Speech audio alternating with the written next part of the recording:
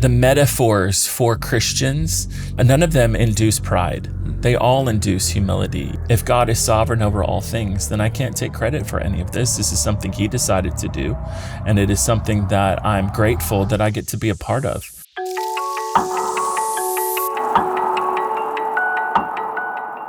So our topic for this podcast, John, is cultivating biblical humility. And you've just shared a little bit about what we would call, maybe the world would call a success story, right? You're seeing growth. You grew down to 90, but now you've grown up to 2,200. How do you go about cultivating biblical humility in the middle of that, as you hold on to that rocket ship that's taking off? And as you answer that, would you be willing to share a definition of what is biblical humility? Yeah, so cultivating humility doesn't start when the church is blowing up like it is now. Mm-hmm. Cultivating that starts a long time ago. And I need to be clear on this. I'm not a humble man. I'm a prideful man that seeks to be humble, that is trying by God's grace to be humble. And it's a very significant question, and it is a question that I actually have taken very seriously because I don't want any part of my life to be about me. So bottom line, how do you grow in humility when there's a bunch of success going on around you? It begins with your doctrine of God. It begins with your theology proper, primarily the sovereignty of God. And once you have a robust understanding of the sovereignty of God, you recognize that this is not something that you did any more than the paintbrush can take credit for the Mona Lisa. It doesn't. It recognizes that its only value is that it was a worthy tool for the master to use. Amen. And I think that's biblical. I think Paul talks about that with Timothy somewhere. Vessels used for honor. And so it's one of those things that at the end of the day, if God is sovereign over all things, then I can't take credit for any of this. This is something He decided to do, and it is something that I'm grateful that I get to be a part of. The amount of energy I would spend trying to make it about me would be worthless when I stand before Him and give an account for this ministry. So at the end of the day, it starts with the sovereignty of God. I would also say that on my prayer list, as I pray every day, there is a part of the Lord's Prayer that I pray. So when you're praying every day, like I did today, every Wednesday, your will be done. If you meditate on that for a second, that creates a paradigm where He is the Lord and I am the slave. He's the master, I'm the servant, He's the king, I'm the subject.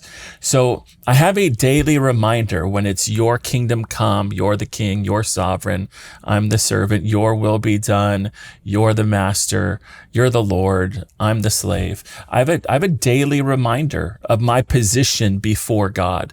And when you think about the metaphors for Christians, none of them induce pride. They all induce humility, even that you're a child of God. Yes, there's a sense that's grateful, that you're grateful that you're a child of God. There's an honor to that. But at the same time, there's also a sense that you're not an adult, you're a child. You're receiving the benefits, you're not giving the benefits. So Jesus will say it, no matter how much you do, you're going to be an unworthy slave because you only did what you were told to do. We can't go above and beyond. We can't impress Him. And so if that's the truth, and it is the truth, then that's the way that I should be as a Christian. Add to that Jesus says that the greatest among us will be the servants, the first will be the slave, like that's the paradigm. And then He shows us that by saying, I didn't come to be served, but to serve, to give my life. And I do that by giving my life. Then the greatest thing I can do is to be a servant to people. And the thing that is going to keep me from doing that is pride. And so you asked for a definition of humility, which is understanding the truth about myself in light of the truth about God. That when I understand the truth about myself, my sin, my pride, in light of who God is, majestic and holy and pure and perfect, then once I understand that, I come to realize that more and more, deeper and deeper, then that's going to cultivate a humility inside of a person. So those are just some of the main ways, but truly, like it's being a custodian for 4 years, waiting 17 years to be a lead pastor, watching all your friends get jobs and wondering, was I wrong? Was I off? So there's a lot of personal things that have humbled me.